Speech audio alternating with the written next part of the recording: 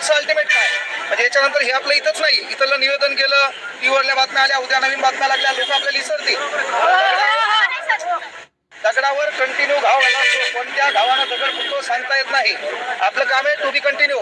इथलं सुटले उद्या मुंबई, नागपूर, प्रत्येक ठिकाणी आपला ग्रुप तयार करावा लागेल. तिथं 20-30 पोरं त्या मंत्रालयासमोर किंवा महत्वाची गोष्ट त्या कलेक्टर ऑफिस समोर बसलेलेच लागतील. आंघोळी न होत्या काय होणार, येणाऱ्या काळात यायला आंघोळी करणं नसते. आपण संधी नाही, तो हक्क आहे आपला, तो मिळणार. विषय काय फक्त आपला जो ड्राफ्ट तयार केला ज्यांनी परमिशन घेतलं होतं हे 4-5 पोरं, त्यानंतर शिक्षक वर्ग यांना विनंती करतो की 10-15 मिनिटं आम्हाला जरा बाजूला जाऊ द्या, आम्हाला चर्चा करू द्या काय करायचं. कारण तुमचं प्रत्येक ठिकाणी शिष्टमंडळ तयार करा, तुमचा एक ग्रुप असेल त्या ग्रुपमध्ये शिक्षकांना ऍड करा, त्याच्यामध्ये चर्चा करा. त्याच्या पुढचा प्रश्न हलू नका, पण आपल्याला मुंबईला पोरं वेगळे बसले पाहिजे, नागपूरला पोरं वेगळे पाहिजे. एकीकडे भरती चालू असली पाहिजे आणि एकीकडे आपला गोरगरीब वर्ग बाजूला बसला पाहिजे. आम्ही भरतीपासून वंचित आहेत म्हणून. कळलं का? ही गोष्ट लक्षात घ्या. जेव्हा 100 लोकांकडे रस्त्याने चालताना लक्ष जातं का, तेव्हा एखादा नगाट बी दिसलं त्याच्याकडे पण लक्ष जातं. तेव्हा आपलं काम काय, आपल्यावर लक्ष बरोबर गव्हर्नमेंट देणार आहे. आपलं काम आहे की आपला हा लढा इथं नाहीये, ही सुरुवात झाली. कळलं का? आपला लढा मुंबईला जाणार, आपला लढा नागपूरला जाणार. प्रत्येक ठिकाणी आपलं वयवाडीचं पोरग असेल, एससीबीसीचं असेल, ज्याला वाटलं कोणाला भरती पुढे टाकलावं ते प्रत्येक पोरग तिथं दिसलं पाहिजे. नाही दिसलं हा रोज चालू ठेवा.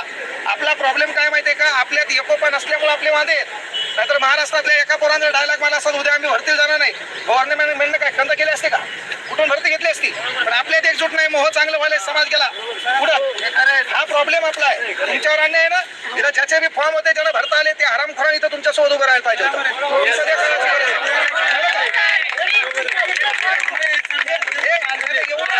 अरे हा पुणे जाम करता असतं आपल्याला. प्रॉब्लेम काय त्याचं म्हणणं आहे, महा फॉर्म भरताला मी लागला, लागून तू कलेक्टर तर होईन भाऊ. काही जण विकास कमेंट करते तुम्हाला अकॅडमीवाल्याला ताण आला. आम्हाला भाषणाचे 50,000 घेतो मी एक तास बोलायची. आमचे दिवस बदलले बाबा, पण ज्या लेकरामुळे आमचे दिवस बदलले ते आम्ही लक्षात घेणं काळाची गरज. म्हणून तुमच्यासाठी रस्त्यावर यावंच लागत. एक मोठा भाऊ सांगलं कुठलंही आंदोलन असो, पैसा असो, काही असो, सदैव सोबत. ते ताण घ्यायचं नाही. ढवळे सर नेमकं त्यांनी आश्वासन दिले आणि नेहमी महाराष्ट्रात कोरोना कालावधीत विद्यार्थ्यांसाठी एकमेव काम करणारा माणूस आहे. बनवर सर आहेत, पुन्हा सर आहेत.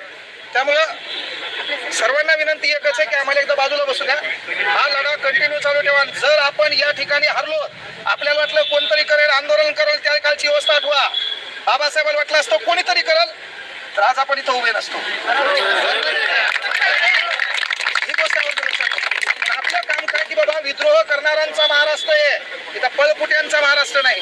जेव्हा व्यवस्था आहे छातीसारखी ढाल करावं लागेल, हातात छत्रपती तलवार घ्यायची वेळ असेल, हातात लेखणी घ्यावं लागेल, पण विचार मांडावेच लागतील.